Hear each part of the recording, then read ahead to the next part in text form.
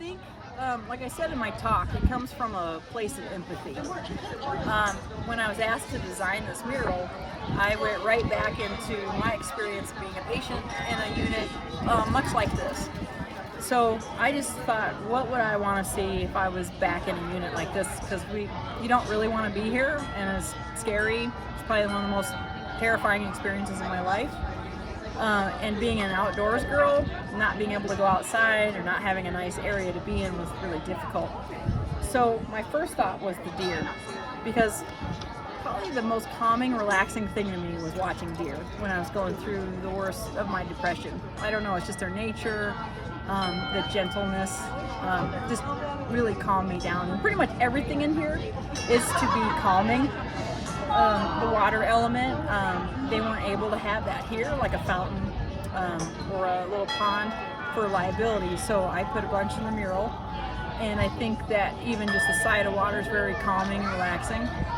Another part of it too is I wanted to have some dimension, so then people didn't feel like they were just like in a enclosed space. So kind of the illusion that you could travel into the mural and then also like find things in there. And apparently the patients had all kinds of theories and questions, which is exactly what I want somebody to do, kind of interact with it. Then they can kind of come up with their own things. I think like the middle part, the dark night of the soul, so many people can identify with that. So what I've done is I've created a key for the patients to be able, they're going to laminate it and put it on along with the artist statement. It kind of says like why I did all the deer, why I did the seasons, and the biggest thing I would say, probably this whole theme, is that things change. Nothing ever stays the same. So when you're in a situation like this, you feel like you're stuck and that the rest of your life is going to be this way. So the seasons remind you that everything is always moving. I forgot to mention that in the talk because I only had 2 minutes. That's tough. But it just, I think that you feel so stagnant, and to be reminded of that through art. And I think art can deliver a message that lots of times can be kind of met with resistance if you're trying to like tell somebody what to do, or like, you know. So art is just gets in this door to people's soul that I don't think anything else can. Well, I'm very open about my experience with depression, so I think even knowing that the person who did this is a professional artist that travels all over and does this kind of work was in a place like this at one point. And, you know, I think it gives people hope that, okay, if she can get through that, I can. So really, I think it comes down to empathy, and I think that that's kind of lacking in general in our world.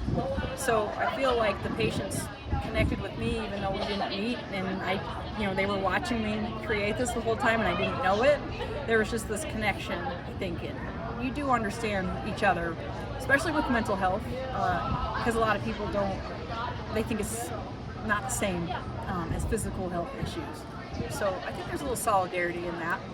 It feels great. I mean, like I said earlier, I've done a lot of different things, but jobs like this that come from the heart and that are personal to me mean the most. But I love it. I love it that there's little things here and there, and there's all these little homes that have my stuff in it, and that I've worked really hard to get to this place, to be a professional full-time artist. So I am very proud of the work, but this is above and beyond. I'm just finished it up, so I'm still a little delirious from it all. It's been such an emotional project, more emotional than most of them.